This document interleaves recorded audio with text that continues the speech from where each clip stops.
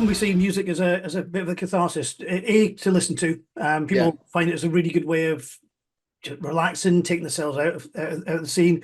Um, and sometimes musicians themselves use it as a way of getting stuff out there.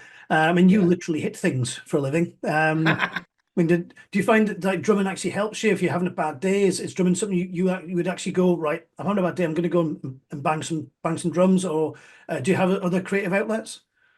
I mean, yeah, so like drumming, like I've always like the way that I play drums is definitely very aggressive. I actually work for a drum company now, and the internal joke is that I have no finesse, which is kind of true when I play drums, right? Like, and so I think like subconsciously that is an outlet. I've got them set up behind me here so I can like hop on at any time. Like I've got my own little kind of studio quiet room here in the garage, Nice. um, and so it definitely is an outlet, both creatively and energetically. I also train jiu-jitsu, so that's been quite a physical outlet for me recently, and also humbling because there's so many people that'll hand you your ass that Yeah. you would assume on the street, like, oh, I could take him. But other creative outlets besides that, I do play guitar and bass, and so I do tend to write music, and with Lee, when Lee was just in town, we were writing together. And it's great when he gets together and comes into town because we just wrote another 4 songs, and there's some kind of like release. Like I feel like I can notice the difference in myself as a person in my day to day when I haven't created or had a creative outlet for a long time versus when I've just had a creative outlet. Even my wife has noted it. She'll notice that I'm like more uplifted, Mhm. and it's kind of, I wish I could incorporate it more into my life. Like I have 3 kids and a full-time job and this band, right? And Yeah, I so can it's relate to pretty that. Yeah. chaotic life, right? And so sometimes if I'm not like concentrating on like, okay, I need to cut time out of my calendar to go create something, right? Or play the drums, like I can tend to feel things build up, like and so it is a release, playing the drums or writing music. Like I definitely notice the difference in my mood and my output when I do those things. They're definitely like health, uh, mental health breaks for me. You know what I mean? Because I'll notice if we're creating, you get into like a flow state, and you just when you kind of come out of that flow state, you're like, oh man, I need to go have a pee. I've been like, you've probably been busting for a pee for like 2 hours, but like you're so like consumed So that there's your brain's not like letting your body sort of like be like, hey buddy, and so I've talked to many people about this flow state and needing a pee. I have a couple of artists that do actual physical art painting, and they describe the same thing. yeah. Um, so yeah, it's definitely great to incorporate the creative outlet.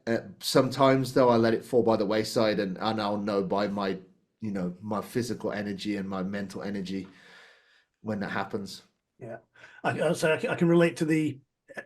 It's a bit where you suddenly look at the clock and go, when did the afternoon happen?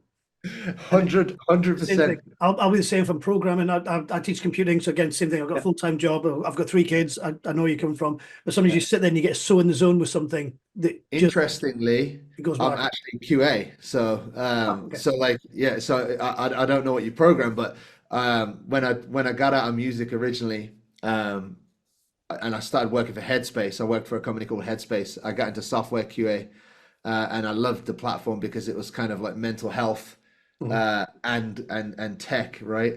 And so I like learned how to QA. I was there for 4 years, and now I work for Drum Workshop, and we've just released an electronic drum kit, right? That is actually the world's first wireless electronic drum kit, but it's actually also a real drum kit.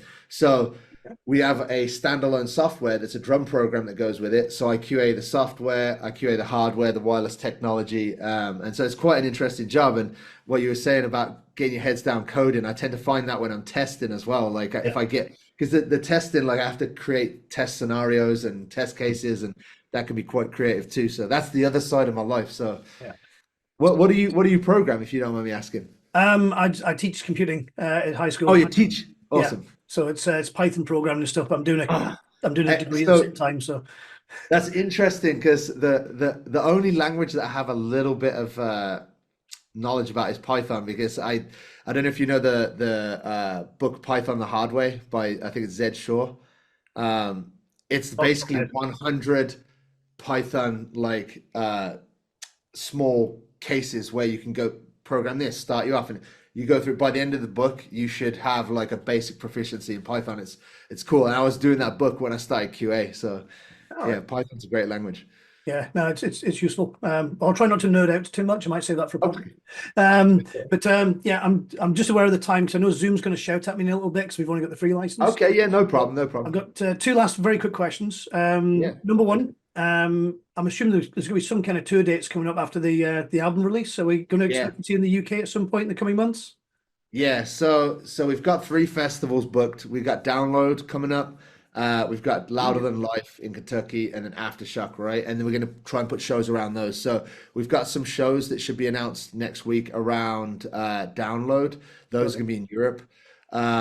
We're trying to. That's basically been one of the most difficult things for us. Actually, is been getting shows. The market is so kind of rough with being able to get opportunities, Mhm. and it's kind of the chicken and the egg, right? We need this release to kind of be successful, to be on more people's radars, to get the support tours, um, and then also like the label needs us to play shows to make the release successful. So it's a chicken and the egg Yeah. situation. So the goal is, yes, to be playing more shows. I'm very optimistic that before the end of the year, we do a full UK tour. Excellent. Even if we have to go raw dog and just put together a headline tour, Mhm. like it's, that would be the least ideal situation because obviously we're probably not ready to headline. But we'll do it if we have to. Like we want to come to the UK and support the release. So I anticipate either that happening or us hopefully bagging a decent support tour that makes sense that will kind of hit all those spots. So and then the same in the US. We're building shows around those festivals that we can kind of do in those markets. So yeah, for now, as of today, in this moment, like obviously only Download is confirmed in the UK, but there's some shows in Europe getting confirmed, and hopefully a couple of UK shows next week. Brilliant.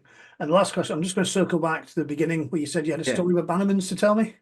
Yes, yes. So, firstly, love all the crew at Bannerman's. Fantastic That people. sounds like a disclaimer. Yeah, it's in the UK. Um, we came over to do a tour. So we played three shows as a band, right? When the band started, we had one song out, Burn Forever. It was getting played on radio.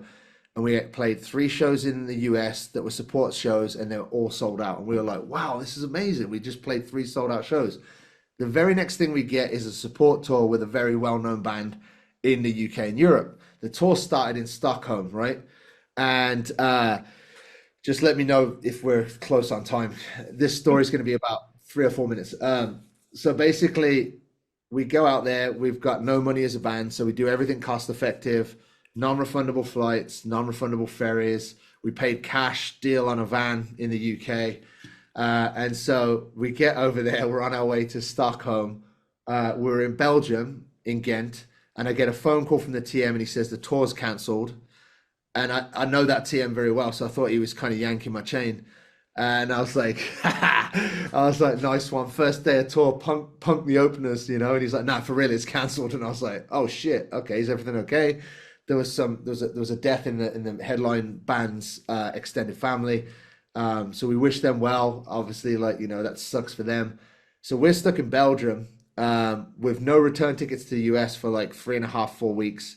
Oh dear. Our ferry return back to mainland UK was probably about 9 days away. And we were like, what the hell are we going to do? And so we decided to go back to the UK, just eat it. We figured if better than going and flying home, changing our tickets and flying home. Yeah. Let's try and make the best of it we can. That's kind of our ethos as a band. So we ended up through friends and our current booking agent, who actually now books us, and he didn't book us at the time. He's a friend of mine, helped us out through friends, Facebook, and just sheer willpower and our booking agent.